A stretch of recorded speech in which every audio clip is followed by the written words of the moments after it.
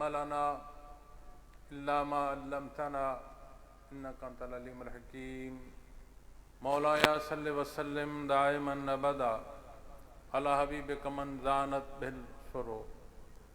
انتہائی قابل احترام محترم علماء کرام، واجب الاحترام خواتین و حضرات، السلام علیکم ورحمۃ اللہ وبرکاتہ.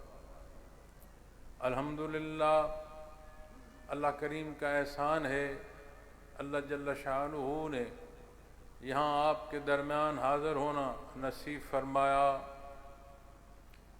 میں نے سورہ بقرہ کا ابتدائیہ حصہ تلاوت کرنے کی سعادت حاصل کی ہے. گزشتہ کچھ گزرے دنوں میں اسلام آباد میں مجھے چند گزارشات پیش کرنے کا موقع ملا، تو وہاں سورہ بقرہ کی ابتدائی حصے پر میں نے گزارشات پیش کیں، لیکن یہ پورا حصہ ایسا ہے کہ تشنگی محسوس کر رہا تھا کہ اس موضوع اور اس ابتدائی حصے کی تکمیل ان امور تک ہو جو اللہ جل شانہ نے ہمیں اپنے معاملات، اپنی زندگی، اپنے کردار تک اختیار کرنے کا حکم فرمایا. کل یہاں ساتھیوں سے نشست میں اپنے گزشتہ وقت جو یہاں حاضری کا ہے اس سے متعلق گفتگو کر رہے تھے، تو لگ بھگ 18 سال کے بعد یہ حاضری کا موقع نصیب آیا. اللہ کریم آپ کی یہ محبت سلامت رکھے. اللہ جل شانہ ہماری یہ ملاقات، ہماری یہ گفتگو، یہ سماعت، یہ نشست، اسے برکت عطا فرمائے. ماہ و سال گزرتے معلوم نہیں ہوتا، ہاتھ سے سرکتی ریت شاید پھر محسوس ہو، گزرتے لمحے کیسے کب گزر گئے معلوم نہیں سمجھا.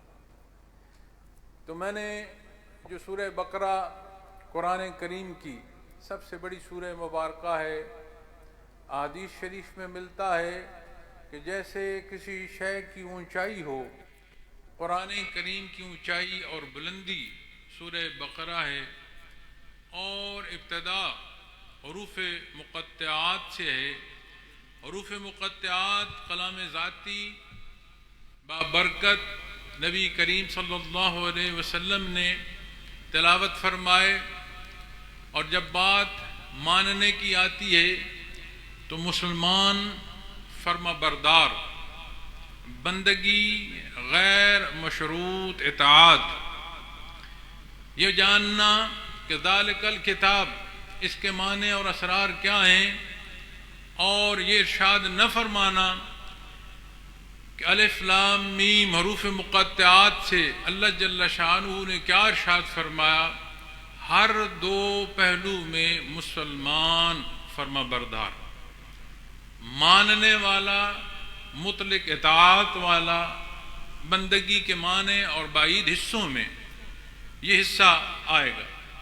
لیکن جب آپ ان موضوعات پر گفتگو کرتے ہیں تو اللہ جل شانہ نے ایسے سینے، ایسے علوم، ایسے قلوب، ایسے پہلو منتخب فرمائے کہ جسے جو حصہ وہ عطا فرمائے اس کی اپنی شان اور اس کا عطا فرمانا. ان حروف پر صحابہ کرام رضوان اللہ علیہم اجمعین کی مبارک کلام، علماء کرام، مفتیان کرام، ائمہ کرام مختلف پہلوؤں سے اپنے اپنا انداز اور اپنے اپنا پیار اور اپنا اپنا سلیقہ میسر آتا ہے.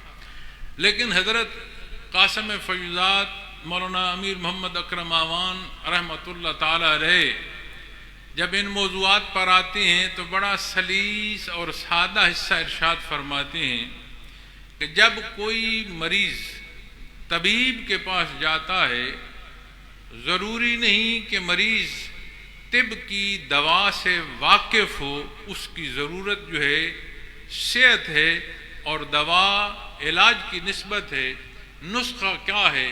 اللہ جل شانہ نے کلام ذاتی عطا فرمایا، مخلوق کے لیے ہدایت اور رحمت عطا فرمایا، اور وہ کچھ بھی عطا فرما دیا جس میں بالعموم مخلوق سمجھ نہیں رکھتی، بالکل اسی طرح اس دوا کی طرح کہ جس کے عناصر سے مریض واقف نہیں ہے لیکن طبیب اسے دیتا ہے کہ اسے شفا نصیب۔ تو وہ برکات اور وہ عطا جو حروف مقطعات کے ضمن میں اللہ رب العالمین نے ہمیں عطا فرمائی، اللہ وہ نصیب فرمائے۔ پھر حصہ آتا ہے ذالک الکتاب لا ریب فیہ۔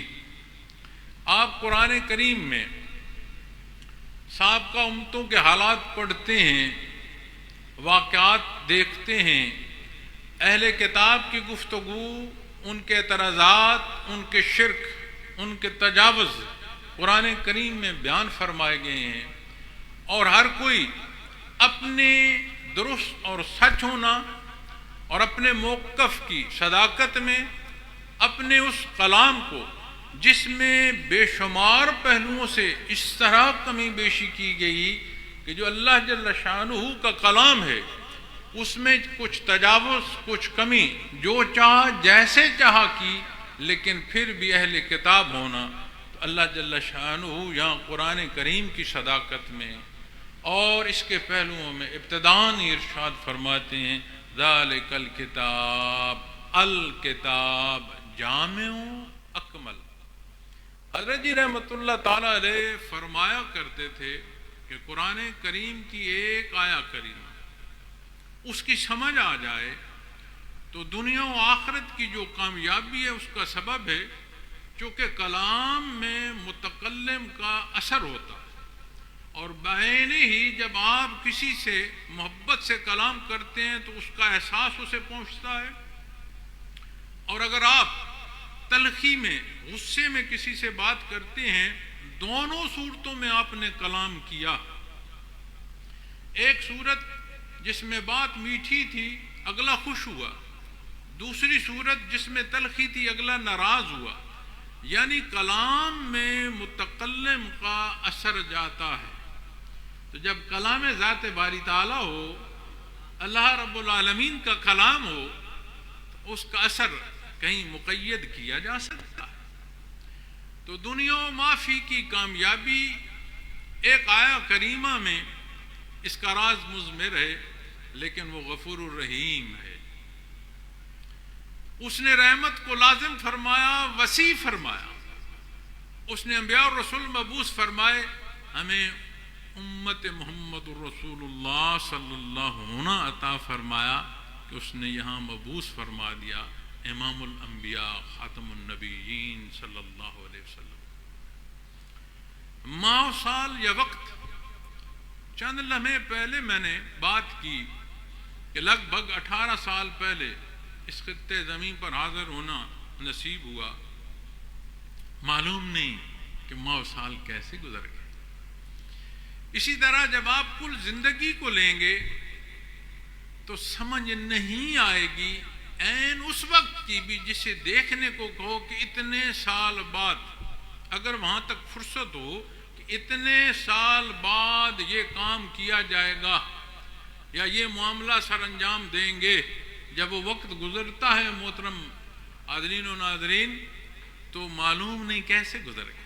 اگر سمجھنا چاہیں وقت کی رفتار کو تو جو سال گزر گئے ہیں انہیں یاد کر لیں۔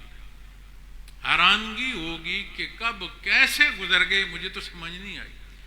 جس نے زندگی گزاری وہ کہتا ہے کہ مجھے نہیں معلوم کیسے گزر گئے، اور قرآن کریم وہ صورتحال بھی بیان فرماتا ہے جو قیامت کے دن پیش آئے گی۔ انکار کرنے والے افسوس کر رہے ہوں گے، ہم تو کوئی دن یا دن کا کچھ حصہ رہے اور ہم نے کتنی زیادتی کی، اور اللہ جل شانہ فرماتے ہیں کاش تمہیں سمجھ ہوتی تم کتنے کم رہے۔ یہ آیت ہے قرآن کی۔ تو جب بات آتی ہے ہدایت کی، بات آتی ہے رحمت کی، تو قرآن کریم کلام ذات باری تعالیٰ اللہ جل شانہ نے اپنے حبیب صلی اللہ علیہ وسلم سے کلام فرمایا اور آپ کی امت کو ایک ایک پہلو جو اس کی ضرورت اور اس کی احتیاج ہے اسے پورا فرمایا. کلام فرماتا چلا گیا، کلام فرماتا چلا گیا، پوری کتاب الکتاب یہ اس نے عطا فرما دی. اب مجھے بتائیں کہ کلام میں متکلم کا اثر ہے اور قرآن کریم کی تلاوت کا فرمان، کون سے مبارک الفاظ ادا کر رہے ہو؟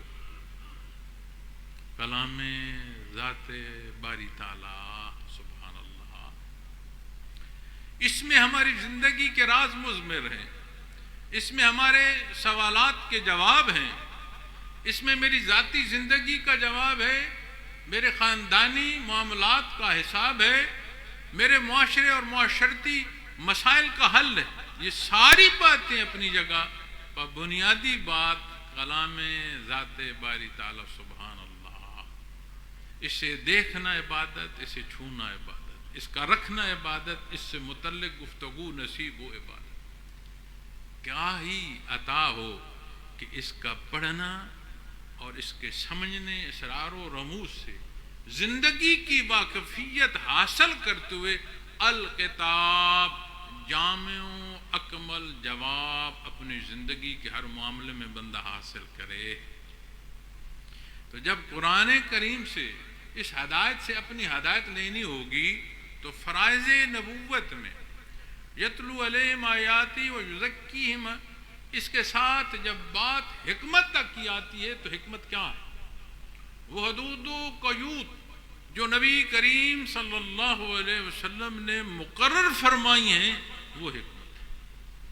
کیونکہ یہ آپ کا اعجاز، آپ صلی اللہ علیہ وسلم کا مقام ہے کہ کلام ذات باری تعالیٰ میں جو اللہ نے فرمایا بعین ہی اس کی حدود و قیود جو ہے وہ مخلوق اس سے آگاہ ہو کہ اس نے جسے مخاطب فرمایا یا ایھا الناس، اے اولاد آدم، پھر جسے بخت نصیب ہوا یا ایھا الذین آمنوا، صاحب ایمان ہو، پھر اسے عمل الصالحات کے تحت زندگی کے ہر پہلو میں رہنمائی نصیب ہوئی کہ یہ ہدایت اس کے لیے رحمت ہو گئی، اس کی دنیا کی زندگی کو سنوارتی چلی گئی اور اس دنیا کی زندگی پر انحصار جو اخروی حیات